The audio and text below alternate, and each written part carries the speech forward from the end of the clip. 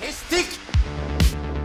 Adam çok zeki, değişik, mücadele etmiş, tutkulu. Bomba gibi projemiz hazır. Filmmaking in itself is a process, and it's entirely not a process to be taken lightly. There is so much to take into account when making a series. The life and movies of Ersan Kuneri centers around the life of such a director, a true character that seems to show a vision for themselves. The series so far shows itself to be a comedic and campy take on the process of filmmaking itself. And as someone who is about to graduate film school, I found this series to be right up my alley. The general atmosphere of the series tends to give off a rather familiar vibe, something that feels as though it's a journey you've been on before, yet one that you can't wait to go on for another go. Sus kral Ayşan! Mistik bir büyü. Ördü kaderini ilmek ilmek. Ölüme yok çare bir tek. With all of this said, let's dive into this review of Netflix's recent shot at both another comedic and foreign original series. Ersan Kuneri. I first want to start this off by saying that the show seems to be getting far more dislike towards it than it deserves. If you've read my other reviews before, you may know that I tend to be rather easy to please when it comes to films and TV series, since I'm just a simple lover of all things entertainment as a whole. But at the same time, in all honesty, the genre of comedy is a rather sensitive spot for me. By this, I mean sensitive in the terms of it being one of my favorite genres to watch, write in, and even discuss together as a whole.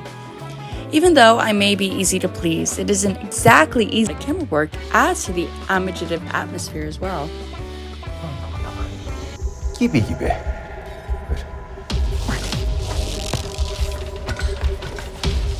This element of each episode centering a specific type of film that Ersan Kuneri wants to make is not the only aspect of the series that makes everything feel so unique. As mentioned before, Kuneri is deemed as an erotic film producer and director, and it's with that a tad bit of eroticism is sprinkled here and there within each episode's film.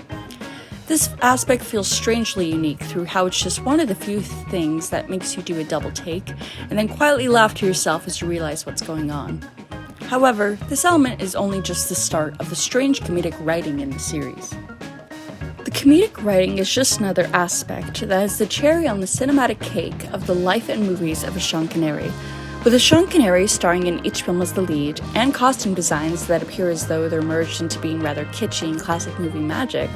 The sitcom element of the series is certainly prevalent. I'm not quite sure how, but the physical elements of the series makes me feel nostalgic, as if it's a series I had watched once before as a kid.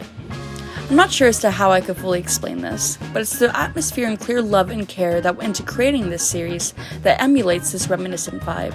The environment of the 70s and 80s also creates such a pleasing underlying emotion, oddly enough. The series also doesn't seem to take itself too seriously either, simply being a fun experience to watch with no deeper meaning behind it.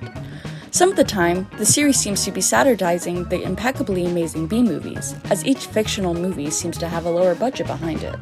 Kruton'un geleceği senin elinde. Peki ya Fakbadi efsanesi? Ersan Kuneri sineması bundan sonra nereye gidiyor? Because of that, the series cements itself further into being more endearing to me, and it continuously made me nod and smile as each joke would nail itself one way or another.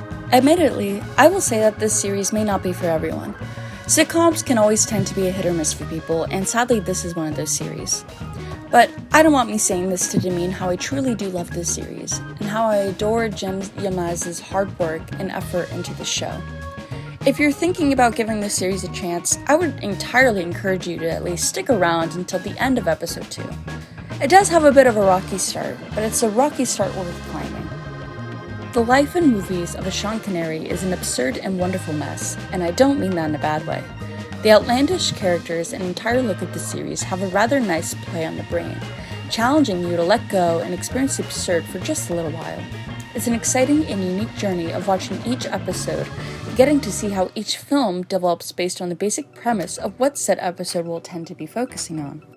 Regardless, it will be interesting to see whether or not this series will be renewed for a second season.